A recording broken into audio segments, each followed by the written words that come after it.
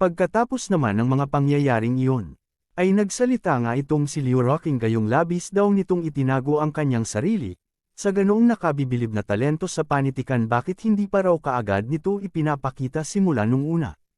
Kung hindi dahil sa Myriad Flowers Poetry Gathering na ito, hindi niya malalaman na ang Xinghe Sect ay may isang henyo na katulad nito. Sinagot ito ni Ye kung gayong masyado daw siyang pinupuri ng senior sister, at sinabi niya rin na may pagmamayabang dahil sa totoo lang raw ang kanyang talento sa panitikan ang pinakawalang silbi. Bahagya naman nayayabangan dito si Liu Roqing. Kaya napasabi na lang rin siya na talagang mapagpakumbaba daw ni Junior Brother. Napatingin si Liu Roqing sa likuran ng kanyang mga disciple at kanyang sinabi na alala niya raw na wala itong daw companion, Junior Brother. Gusto mo bang gampanan ni Senior Sister ang pagiging matchmaker para dito? Ang Myriad Flowers Peak niya ay may maraming babaeng kagandahan. Sinagot ito ng mga babaeng disciple sa likod at ika nga ng isa bagaman kulang ang cultivation ni Marshall Uncle Ye kung isa pa rin siyang Peak Lord. At siya ay gwapo at may mahusay na talento sa panitikan. Kung talagang pinili daw siya nito bilang kanyang daw companion, tiyak na papayag siya. Komento rin ng isa ano ang pinapangarap mo. Kung pipili si Marshall Uncle Ye kung tiyak na pipiliin niya si Senior Sister Su. Tumugon naman itong si Su Qingwan dahil huwag daw nilang tuksuhin si Senior Sister. Subalit sa gilid nito ay nagagalit na itong si Lin Tian na makita ang mga pinaggagawa ng mga disciple dahil may mga heart na nito ang kanilang mata. Sinagot ito ni Ye kung pinahahalagahan niya raw ang mabuting intensyon ni Senior Sister, ngunit hindi niya pa isinasaalang-alang ang mga bagay sa pagitan ng mga lalaki at babae sa ngayon. Gumaan naman dito ang pakiramdam ni Lin Tian. Habang sa isip nitong si Xiaobai talagang makapal ang kanyang balat, pagkatapos gawin iyon sa kanyang senior sister, nang ahas pa rin siyang sabihin na hindi niya isinasaalang-alang ang mga bagay sa pagitan ng mga lalaki at babae. Bigla namang may napansin si Xiaobai sa kanyang likuran kaya nang matingnan niya ito ay makikita ang isang aso ni Liu Roqing na may bitbit na buto sa dahilan rin na maglaway ang Xiaobai na ito. Kaya napamura nga siya nito gayong hindi pa raw ganap na nawawala ang epekto ng Heavenly Dog Soul Devouring Pearl. Sinagot ito ni Liu Roqing kaya nakatuon si Junior Brother sa cultivation at hindi sa mortal world. Narinig niya na ang Heavenly Sword Peak at Sword Riding Peak ay nagmumungkahi sa Sectmaster na muling hatiin ang 5 peak pagkatapos ng 5 peak tournament na ito. Sinabi niya rin na nakangiti kaya kung walang magsasalita para daw dito mahirap sabihin kung ang Xiaoyao Peak ay mananatili pagkatapos ng 5 peak tournament. Sinagot ito ni Ye kung naayos lang gayong mayroon daw siyang tiwala sa kanyang dalawang disciple. Ang mga resulta ng Xiaoyao Peak sa 5-peak tournament na ito ay tiyak na hindi magiging masama. Mapapansin naman na nawala na si Xiaobai sa gilid ni Ye Kong. Dahil dito ay napalingon na lang rin sila ng tahol ang aso ni Liu Roqing, at nang makita nila ito ay tulad nga ng inaasahan sa epekto ng Soul Devouring Pearl ay kaagad sinunggaban ito ni Xiaobai ang pagkain ng aso. Sa galit ni Lin Tian ay nilapitan niya ito at tinanong na kung anong pinaggagawa daw nito dahil bakit daw ito nakikipag-away sa isang aso para sa isang buto. Kaya bitawan niya daw ito. Nang makita ito ni Liu Roqing ang pinagagawa ni Xiaobai ay tila nadismaya nga siya dito at kanyang sinabi Junior Brother Ye, hindi na kailangang sumagot kaagad. Ang Myriad Flowers Peak ang nangungunang peak sa Xinghe Sect. Hanggat pumapayag daw ito gagawin niya ang kanyang makakaya upang protektahan ang Xiaoyao Peak sa panahon ng 5-peak tournament. Pagkatapos ng insidenteng iyon, sa kanilang pag-uwi ay wala pa rin tigil si Li Tian na pinapagalitan si Xiaobai. At kanyang itong tinanong dahil sabihin daw nito sa kanya, simula nang sumali ba raw ito sa sekta, hindi ba niya ito pinakain o binigyan ng tubig? Nakikipag-away pa talaga ito sa isang aso para sa isang buto sa publiko. Alam mo ba kung gaano karaming mukha ang nakakakita sa kanila? Sinagot ito ni Xiaobai na pabulong sa kanyang sarili gayong hindi niya raw ginusto iyon. Ang mga epekto ng Heavenly Dog Soul Devouring Pearl na iyon ay hindi pa rin ganap na nawawala. Dahil kasalanan daw ito ng Master. Sinabihan siya uli ni Lin Tian na ano ang binubulong daw nito, tinanong niya rin ito na kung ginawa niya ba ito ng masama. Itinanggi ito ni Xiaobai na tama daw ang kanyang senior sister at kasalanan niya ang lahat ng ito. Sa isip-isip naman ni Ye kung habang nakatingin ito sa dalawa ang Heavenly Sword Peak at Beast Taming Peak ay nagpaplanong pareho na magsabwatan laban sa Xiaoyao Peak gamit ang 5-peak tournament na ito, mukhang hindi ako basta-basta makakapagpabaya tulad ng dati. Kaya naman ay kailangan niya raw maghanap ng paraan upang matulungan sina Lin Tian at Xiaobai na madagdagan ang kanilang cultivation. Lalo na si Xiaobai, kailangan niya pa ring maghanap sa kanya ng isang bagay na magtatag ng pundasyon. Napangiti rin siya ang Little White Tiger sa Ancient Forbidden Ground ay dapat lumaki na ngayon. Ang pagkuha ng isang piraso ng laman at buto nito ay hindi labis na hiling, tama. At pupuntahan niya raw ito bukas. Sa kabilang banda sa Heavenly Sword Cake. Nandirito rin si Chen Changqing at kanyang sinabi kay Chen Chunyang talagang hinamak daw siya ni Yekong ng ganito. Hanggang kailan nilang kailangang tiisin ito? Sinagot ito ni Chen Chunyang na magtiis daw ito at maghintay hanggang matapos ang 5-pick tournament. Kahit na makuha nila ang unang pwesto sa 5-pick tournament, paano kung tumanggi pa rin ang Sect Master na buwagin ang Xiaoyao Pick? Hindi ba't magpapatuloy lang si Yekong na maging Pick Lord nito? Nakangiti naman siyang sinagot ni Chen Chunyang pagdating ng panahong iyon, mahirap sabihin kung sino ang magiging Sect Master ng Xinghe Sect. At sinabihan niya na rin ito na maaari na itong umalis dahil kailangan niyang pumasok sa closed-door cultivation. Kaagad naman itong sinunod ni Chen Changqing. Sa pag-alis ni Chen Changqing ay may kung anong aura na lamang ang lumabas sa katawan ni Chen Chunyang. At nang lumitaw ay si Sububai pala ito at mukhang magkakilala ang dalawa. Kaagad nagbigay galang si Chen Chunyang kay Sububai. Tulad ng inaasahan ay sinabi ni Sububai kay Chen Chunyang dahil mahusay daw ang ginawa nito. Noon ipinasok ka ng ancestor sa Xinghe Sect bilang isang undercover agent. Hindi niya inaasahan na balang araw ay aakyat ka sa gayong mataas na posisyon bilang Pick Lord ng Heavenly Sword Cake. Sinagot ito ni Chen Chunyang gayong labis naman raw siya nitong pinupuri. Itinanong ni Sububai kay Chen Chunyang na kung natiktikan na ba daw nito ang lokasyon para sa sesyong ito ng Xinghe Sect 5-pick tournament. Sinagot ito ni Chen Chunyang dahil matagal na niya daw itong natiktikan ang lokasyon. Isang talisman rin ang kanyang inilabas at kanyang sinabi ang 5-pick tournament na ito ay gaganapin sa isang small world. Ito ang transmission talisman ng small world. Labis na napangiti si Sububai habang dahan-dahan niyang kinukuha ang talisman mula sa kamay ni Chen Chunyang. Dahil napakagaling daw nito at sinabi niya rin na sa araw ng 5-pick tournament, iaayos niya na tambangan ng mga disciple ng demonic cult ang mga ito mula sa loob. Huhulihin nila ang lahat ng kalahok na disciple ng Xinghe Sect sa isang bagsakan lang. Sinabi niya rin sa napakaraming disciple bilang mga hostage, hindi nilang kailangang matakot na tumanggi si Luo Yangtian na ibigay sa kanila ang ancestor. Biglang hinayla ni Chen Chunyang ang talisman na hawak niya. Tinanong siya ni Sububai na ano daw ang ibig sabihin nito. Napangiti si Chen Chunyang gayong may isa pa raw siyang bagay na iuulat. Sinabi ni Chen Chunyang ang basurang iyon na si Qin Shou ay hindi kailanman matatalo ang Shadow Guard ng Hierarch, kaya natatakot daw siya na may isang mas malakas ang nagbabantay sa Xiaoyao Pick. Napatanong si Sububai na kung maaari kayang natuklasan na ni Luo Yangtian na ang ancestor ay naging isang bata. Sinagot ito ni Chen Chunyang at kanyang itinanggi na hindi ito alam ni Luo Yangtian, gayong siya daw ang namamahala sa pagsisiyasat sa mga gawain ng demonic cult, at sa kasalukuyan walang nakakaalam. Gayunpaman noong nakaraang panahon ng avatar ng ancestor ay madaling lang nahuli ni Luo Yangtian. Kung ikukumpara sa Xinghe Sect, hindi ba ang Demon Joy Palace na ito ay medyo hindi sulit? Sinagot ito ni Sububai na hindi naman. Kaya naman sinabihan niya ito na tulungan daw siya nitong batiin ang ancestor, at tiyak na gagawin niya itong Sect Master ng Xinghe Sect. Sa panahong iyon, silang dalawa ay mamumuno sa Lianian Continent. Paano yun hindi magiging sulit? Ikinatuwa ito ni Chen Chunyang at kanyang nasabi na may ganoong pala itong mga ambisyon. Tiyak na gagawin niya ang kanyang makakaya upang tulungan itong batiin ang ancestor. Sa kabilang banda sa isang tindahan, masayang sinabi ng tindero dalaga, tunay na napakaganda mo. Kung ipapares mo ito sa Jade Bangle at Jade Hairpin ng aking tindahan, walang mag-aalinlangan na isa kang diwata na bumaba sa lupa. Napatanong si Xiaobai Senior Sister, lahat ng ito ay mga bagay lamang ng mortal. Bakit ka bumibili ng sobra? Wala itong silbi. Subalit sinagot lamang siya nito anong alam ng isang batang tulad mo. Kapag bumibili ang mga babae, walang kinalaman kung ito ay kapaki-pakinabang o hindi. Nasabi niya rin sa tindero na kukunin niya ang jade bangle na ito at isang jade hairpin. Kaya napapatingin na itong si Xiaobai kay Ye Kung at kanyang itinanong na kung wala ka bang sasabihin sa senior sister.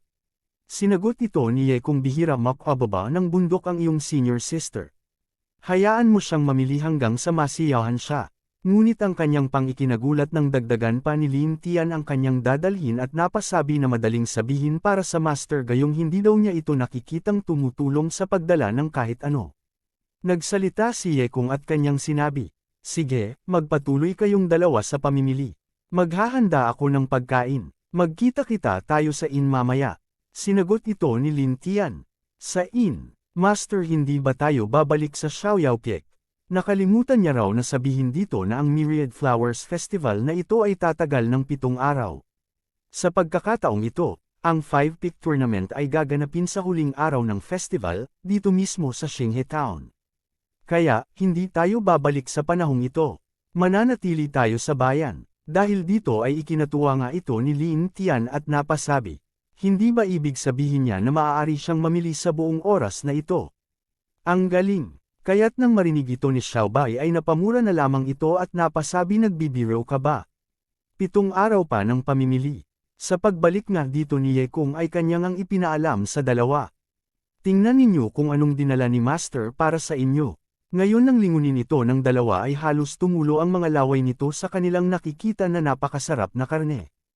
Kaagad na lumapit si Lin Tian at kanyang nasabi, inihaw na karne, mukhang talagang masarap. Sinagot ito ni Ye Kung syempre masarap ito.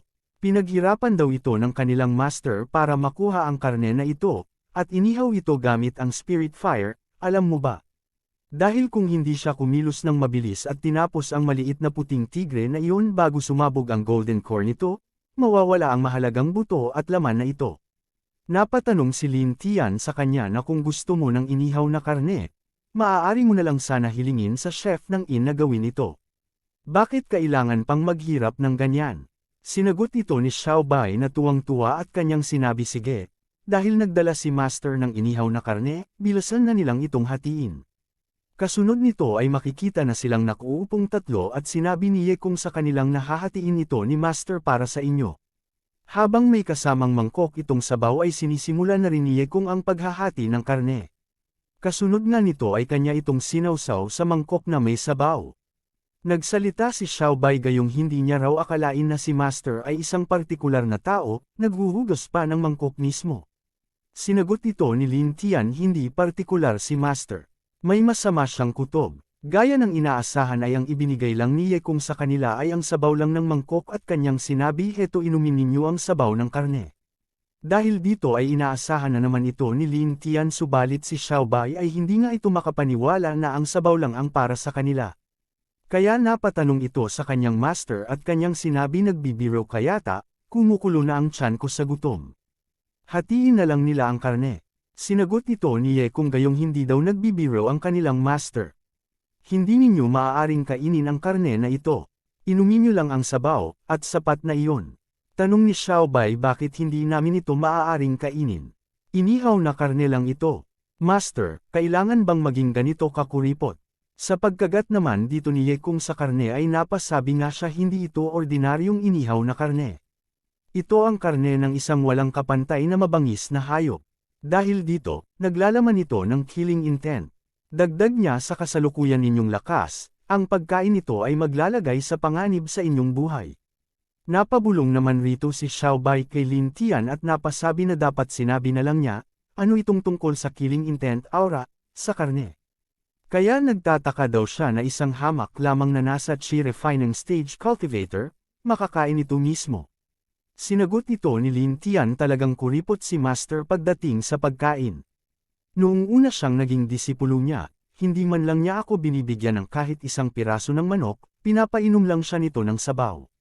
Nasabi niya rin pero hindi ordinaryo ang sabaw na iyon. Hindi niya alam kung anong mga high-grade spirit herbs ang idinagdag ni Master, pero malaki ang itinaas ng aking cultivation pagkatapos kong inumin iyon. Dagdag niya, kalimutan na natin. Mabuti naman ang intensyon ni Master. Inumin na lang natin ang mangkok na ito ng sabaw ng karne. Baka nagdagdag si Master ng ilang high-grade spirit herbs tulad noong nakaraan. Dugtong pa ni Xiaobai, ito ba ang bilang na sabaw ng karne? Isa lang itong mangkok ng mainit na tubig na binyanlawan ng isang piraso ng karne. Dahil sa walang pagpipilian ay ininom na lamang ito ni Xiaobai habang sa kanyang isipan ay napasabi ito na bahala na. Ituring niya na lang itong pampawi ng uhaw. Dahil dito ay namamangha na lang din itong si Lin Tian sa kanya. At nang maubos ni Xiaobai ang isang mangkok na sabaw ay kasabay naman dito bigla na lang tumigil ang kanyang katawan. Kasunod nito ay isang napakalakas na pagsabog ang kumawala sa kanyang katawan. Sa hindi maipaliwanag ay ang kanyang kaluluwa ay napunta sa dating digmaan ng labanan ng mga God at Demon. Dahil dito ay hindi na lamang siya makapaniwala na kung paano siya napunta sa larangan ng digmaan. Napalingon naman siya sa gilid na kung saan naglalaban ang mga God at Demon. Kaya't nang makita niya ito ay wala man lang kahirap-hirap na binura ng isang God ang mga demon sa isang atake lamang sa dahilan ng magkapunit-punit ang katawan ng mga demon.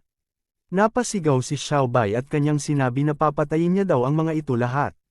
Subalit nagulat na lang rin siya nang may magsalita na isang tiger sa kanyang gilid at nagsalita napakagaling. Ang isang taong may matinding pagnanais na pumatay ay karapat-dapat na tumanggap ng tulong ng kagalang-galang na ito. Nasabi niya rin pinapayagan niya ito na gamitin ang kanyang kapangyarihan. Dahil dito ay napalingon nga ang isang God sa di kalayuan dahil may bigla na lang itong napansin na napakalakas na pagsabog ng aura. Kasunod nito ay makikita na lumilitaw na ang nakaraan pala ito ni Xiaobai habang may hawak itong napakalaking palakol. Kaya nang makita ito ng mga God ay nagsabay-sabay na ang mga ito nagsisugod subalit sinabihan lang sila nito na mamamatay daw ang mga ito sa kanyang kamay. At sa isang paghawi lamang ng kanyang sandata ay nagkaputol-putol nga ang katawan ng mga God na sumusugod sa kanya. At sa kasalukuyan nito ay wala pa rin malay si Xiaobai, habang tinawag ni Lin Tian upang tingnan kung okay lang siya ngunit walang tugon. Dahil dito ay napatanong na si Lin Tian kay Ye Kung na kung anong nangyayari kay Xiaobai. Bakit hindi siya tumutugon? Sinagot ito ni Ye Kung at kanyang sinabi na ayos lang si Xiaobai.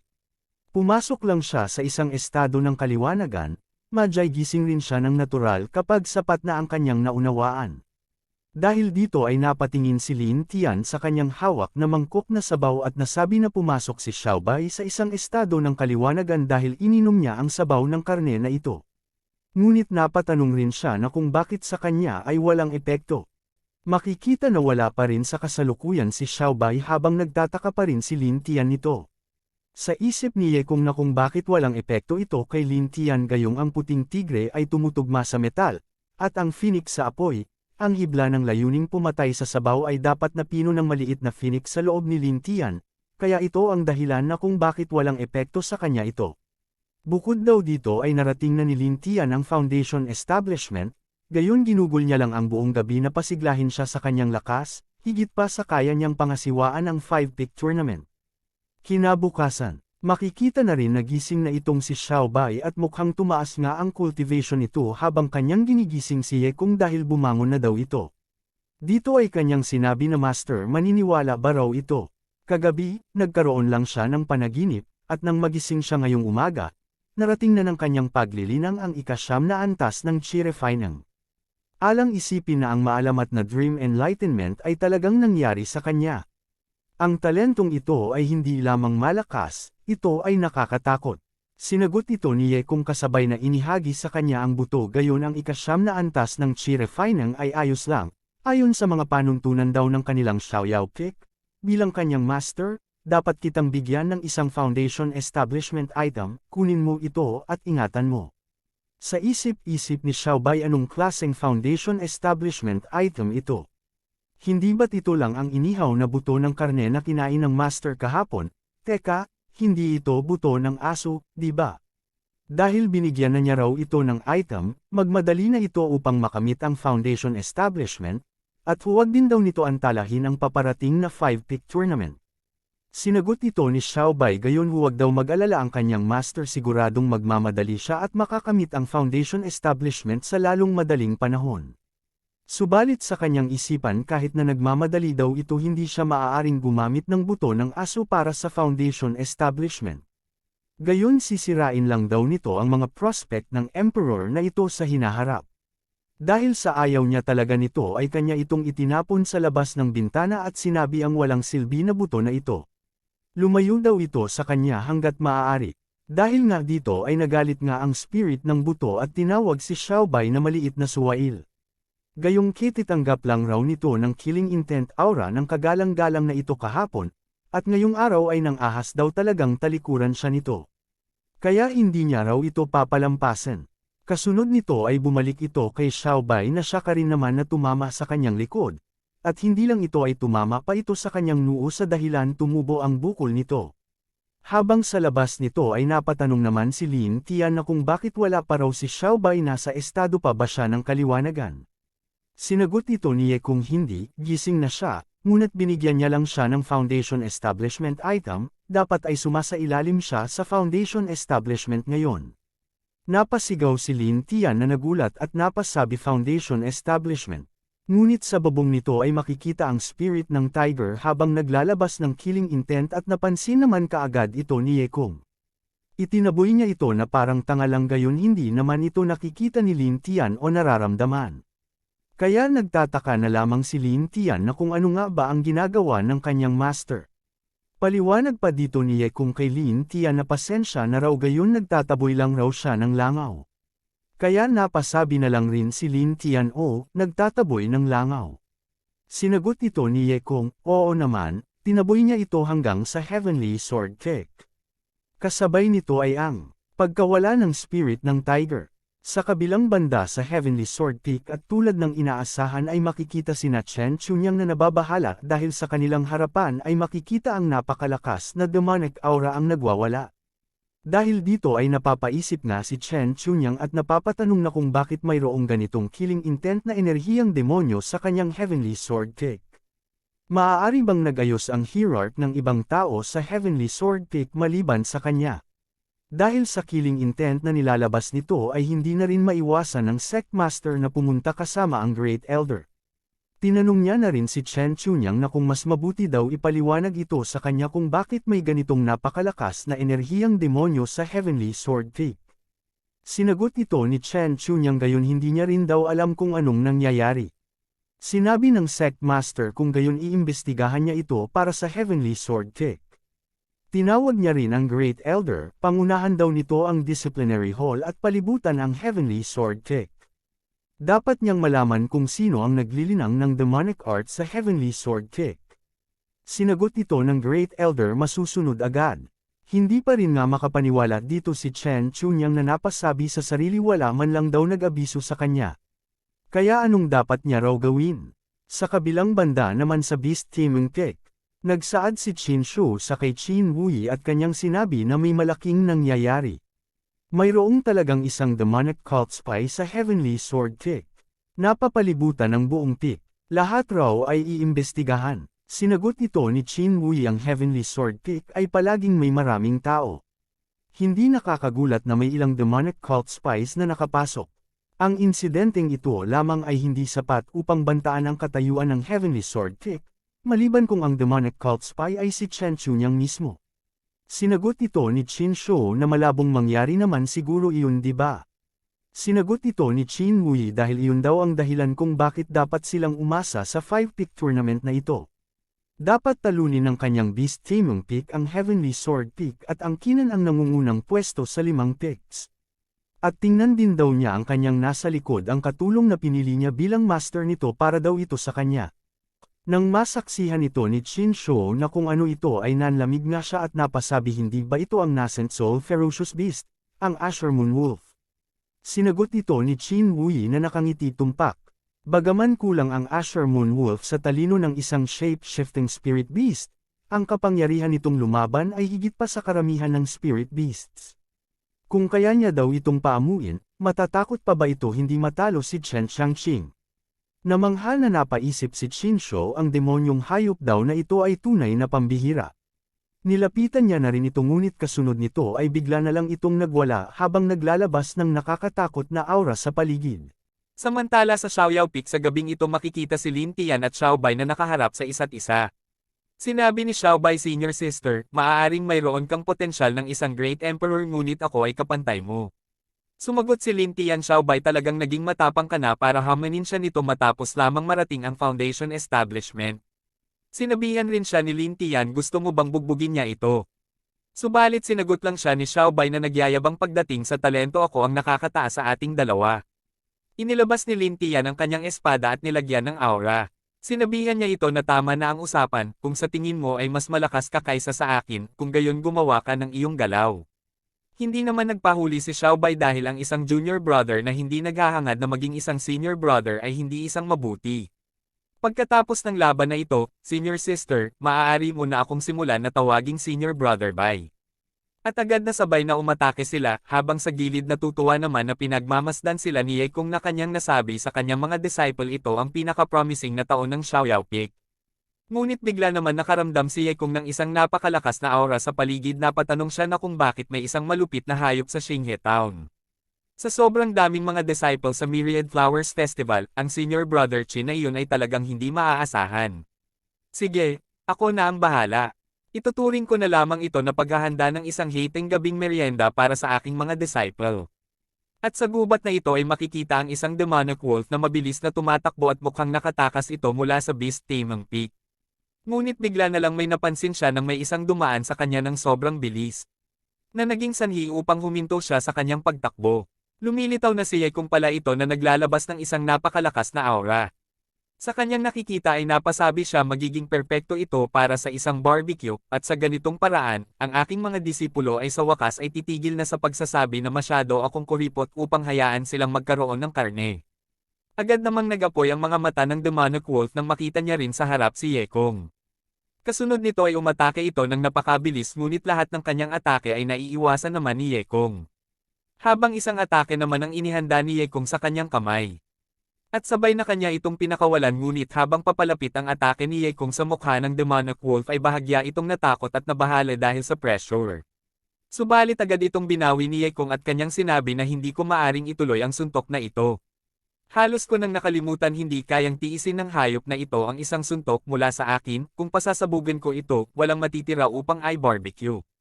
Habang pawis na pawis ang demonic wolf na natatakot na nakatingin sa kanya. Gayunpaman ay umatake pa rin ito gamit ang kanyang natatanging galaw na ang Infinite Wolf Fang Slash. Na nakilala naman agad ni Ye Kung ang kanyang galaw. Ngunit bigla na lang umangat at bumaligtad ang kanyang mukha dahil sa bilis na tumama sa kanya ang isang palad ni Ye Kung. Sa di kalayuan ay makikita ang napakalakas na pagsabog na kung saan sila Ye Kung at mukhang malala talaga ang kalagayan ng demonic wolf. Nang hango pa ay makikita ang demonic wolf nakasandal sa bato na wala ng malay. Habang sa kabilang banda naman ay makikita ang mayabang na si Xiaobay na nakatali na at nakalambitin sa puno at bogbog. Pagmamakaawan niya pa, senior sister, mali ako. Mali ako. Sinabihan naman siya ni Lin Tian na bakit hindi ka nagsasalita ng sobrang tapang ngayon. Hindi ba sinasabi mo lang na gusto mong maging head senior brother? Sumagot si Xiaobay na ayoko nang maging head senior brother. Senior sister, pakiusap iligtas mo ako. Ngunit hindi naman ito pinakinggan niya dahil tuturuan niya daw ito ng leksyon sabay palo sa kanya. Pagmamakaawa ni Xiaobay ulit na hindi na ako mangangahas ulit. Mananatiling senior sister si senior sister. Dumating si Ye Kung na dala na ang demonic wolf at tinanong niya ang dalawang na kung nagugutom ba kayo. Gagawan kayo ng iyong master ng ilang barbecue para sa isang hating gabing merienda. Napatanong naman si Xiaobay na master, saan mo nahanap ang asong ito? Tinatanong rin siya ni Lin Tian, hindi mo naman yan ninakaw, di ba? Sinabihan naman sila ni Ye Kung, mukha ba ang iyong master na isang uri ng hamak na magnanakaw? Bukod dito, hindi ito isang aso, isa itong malupit na hayop. Kumahol naman ang demonic wolf, tanda ng pagsang-ayon. Hindi naman ito pinaniwalaan ni Lin Tian. Tanong niya, master, ito ba ang malupit na hayop na sinasabi mo? Malinaw na isa lamang itong aso. Habang sa isip ni Xiaobay, kung gagawin mo lang itong inihaw na karne at hayaan mo lamang akong uminom ng sabaw, mas mabuting palayain mo na lang ito, sa gayong paraan, walang makakakain. At kanyang sinangayonan ang sinabi ni Lin Tian dahil tama si senior sister, aso lamang iyon, master, palayain mo na lang ito, mukha siyang sobrang kaawa-awa. Dahilan naman na inabot sa kanya ni Ye Kung ang demonic wolf, kung gayon dahil nakikiusap ka para dito, maaari kang manguna sa pagpapalaki nito mula ngayon. Sa isipan ni Xiaobay, anong klaseng biro ito? Ako ang kahangahangang Demon Emperor. Paano ko palalakihin ang isang aso para sa iyo? Sa pagtalikod ni Ye Kung ay napasabi rin siya na kailangan kong magpalaki ng isang aso. Master, baka dapat mong pag-isipan muli, sa totoo lang, ayos lang din na kainin ito. Sinabihan naman ni Ye Kung ang demonic wolf na mula ngayon, ang iyong pangalan ay magiging dapat kang makinig sa iyong master sa hinaharap. Na upang maging sanhi upang may na si Xiaobai na napasabi maghintay ka master. Hindi ako sumang-ayon na palakihin ito. Habang ang demonic wolf na nakakatakot kanina ay kumikilos na ngayon na nagmamakaawa sa kanya at nagpapakyot. Upang mapasigaw siya at umalingaw-ngaw ang kanyang boses sa kagubatan at napasabi ikaw na hanggal na aso, huwag mong dilaan ang aking sugat. Kinabukasan at ito na ang ikapitong araw ng Myriad Flowers Festival sa Xinghe Town. Ipinahayag ng Sect Master at kanyang sinabi minamarkahan din nito ang simula ng 5-peak tournament ng kanilang Xinghe Sect. Umaasa ako na ibibigay ng mga disciple ng bawat peak ang lahat ng kanilang makakaya at gawin itong isang engranding kaganapan para sa kanilang sekta. Nadahilan na matuwa ang mga disciple sa kanilang narinig dahil sa wakas masaksihan na nila ang paligsahan ng bawat peak. Ngunit napahinto ang ilan sa kanila nang may dumating sa kanilang likuran na saka naman ang kanilang paglingon. Lumilitaw na sina Ye Kung pala ito at Lin Tian Xiaobai na kasama ang demonic wolf. Naglakad sila sa harap ng mga disciple habang bulong-bulungan ng mga ito ano ba iyon. Halos walang tao ang Xiaoyao Peak, nagdala pa sila ng aso para lamang magdagdag sa kanilang mga bilang. Ito ay isang pulutong para sa kanila, noong nakaraang 5-peak tournament, hindi nagpadala ng kahit isang disipulo ang Xiaoyao Peak. Hindi ko alam kung sino ang mananalo sa pagkakataong ito, ngunit garantisadong huling papasok naman ang Xiaoyao Peak. Na naging sanhi upang may na si Lin Tian. At kanyang sinabi Master, magtiwala ka. Sa akin ay tutulungan ang Xiaoyao Peak na makuha ang unang pwesto at ipagmalaki ka.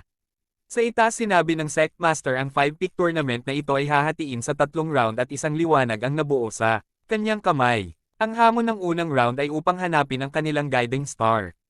Kasabay nito ay isang liwanag ang bumukas sa kalangitan. Namangha naman ang mga ito na napasabi talagang dumilim. Ang Sect Master ng Xinghe Sect ay tunay na isang Diyos. Ipinabatid ulit ng Sect Master ang lahat ng mga kalahok ay dapat humakbang sa Star River na ito at paliwanagan ang kanilang sariling guiding star. Tanging ang mga makakapagpaliwanag sa kanilang guiding star ang magiging kwalipikado upang pumasok sa susunod na round. Kasunod nito ay sabay na tumungo ang mga kalahok at pumapailan lang pataas. Hindi naman nagpahuli sila Lin Tian at kanyang sinabihan si Xiaobai mas mabuti pang gumanap ka ng maayos sa 5-peak tournament na ito. Kung manggahas kang pigilan ako alam mo kung ano ang mga kahihinatnan. Sumagot si Xiaobai tiyak na gagawin ko ang aking makakaya. Hindi ko bibigwin si senior sister. Ngunit nagulat na lamang si Lin Tian nang dumaan si Qin Shou sa kanya dahilan ma-outbalance siya. Naikinainis ni Xiaobai dahil talagang sinadya ng Qin Shou na iyon. Gusto ko talaga siyang bugbugin ngayon. Nalabis naman din na ikinainis ni Lin Tian at kalaunan magtatagpo sila nito kaya maghintay lang ito sa kanya. Pagdating ng oras na iyon tuturuan ko siya kung paano kumilos. Napangiti naman si Qin Shou sa kanila dahil pinapahiya daw siya ng mga ito ng paulit-ulit. Ngayon sisiguraduhin niyang angkinan ninyong mga taga Xiaoyao Peak na lubusang napahiya. Habang makikita rin na may isang talisman na nakadikit sa likuran ni Lin Tian at Xiaobai. Sa itaas isang liwanag ang nabuo sa kamay ng isang dalawang disciple at kanyang pinagmamalaki na kanya nang nagawa ang guiding star. Sinabihan naman siya ng isa ano naman kung mayroon ka. Malinaw na hindi kasing liwanag ng sa akin ang iyong guiding G-tar. Sa dahilan na mapahinto ang mga ito at mawala ang kanyang focus nang mapansin ang napakalakas na liwanag sa itaas. At napasabi sila na kaya iyon ang guiding star ni Qin Shou, ang nangungunang disipulo ng Beast Taming Peak. Gaya ng inaasahan sa isang tao na may potensyal na maging Great Emperor. Napakaliwanag ng guiding star na iyon. Subalit napahinto rin sila nang may isa pang napakalakas na liwanag ang kanilang napansin. Upang matigilan at mapalingon si Qin Shou. Ang naglalabas lang naman ng liwanag na iyon ay walang iba kundi ang kanyang karibal na si Chen Changqing. Gaya ng inaasahan ay naiinis niyang makita si Chen Changqing na napasabi nakakahiya ang aking pagkakamali noong araw na iyon na nagpahintulot sa Asher Moon Wolf na iyon na makatakas. Kung hindi sa 5-peak tournament na ito garantisado ko na sanang talunin si Chen Changqing. Dahilan na lang rin upang maipagpatuloy niya ang kanyang ginagawa. Kaya napasabi na lamang siya na nagtataka kung saan tumakbo ang Asher Moon Wolf na iyon. Kahit na ang libu-libong mga disciple mula sa aking Beast Taming Peak ay hindi ito mahanap. Ngunit ang hindi niya alam ang kanyang hinahanap ay nasa tabi lang pala ni Ye Kung na ginagawa lang aso sa paningin ni Lin Tian at Xiaobai. Sa likod ay tinawag ni Qin Wuyi si Ye Kung na naging sanhi kay Ye Kung na lumingon kay Qin Wuyi. At patawa niyang sinabi wala pa ring nagawa ang alinman sa iyong dalawang disipulo upang paliwanagan ang kanilang guiding star. Hindi ka ba pupunta upang bigyan sila ng ilang mga payo? Dugtong pa niya para lamang mapigilan ang Xiao Yaopik na ganap na mapuksa sa mismong unang round. Napangiti din naman si Ye Kung at sinabi niya, Senior Brother Chin, may punto ka. Sa ganoong kaso pupunta ako upang bigyan sila ng ilang mga payo ngayon. Na hindi naman na inaasahan ni na Chin Wuyi at kanyang mga kasama na tinutuon niya talaga ang. Sinabi ni Pickmaster Chin Wuyi dahilan magalit rin sila. Ngunit sinabihan lang rin sila ni Chin Shou na hayaan na nila. Dahil ayon sa kanya na kailangan mong nasa Foundation Establishment Realm sa isang minimum upang paliwanagan ang isang guiding star. Ano ang posibleng maituturo ng isang piraso ng chi refining na basura na tulad niya? Kaya ang kailangan lang nila ay maghintay.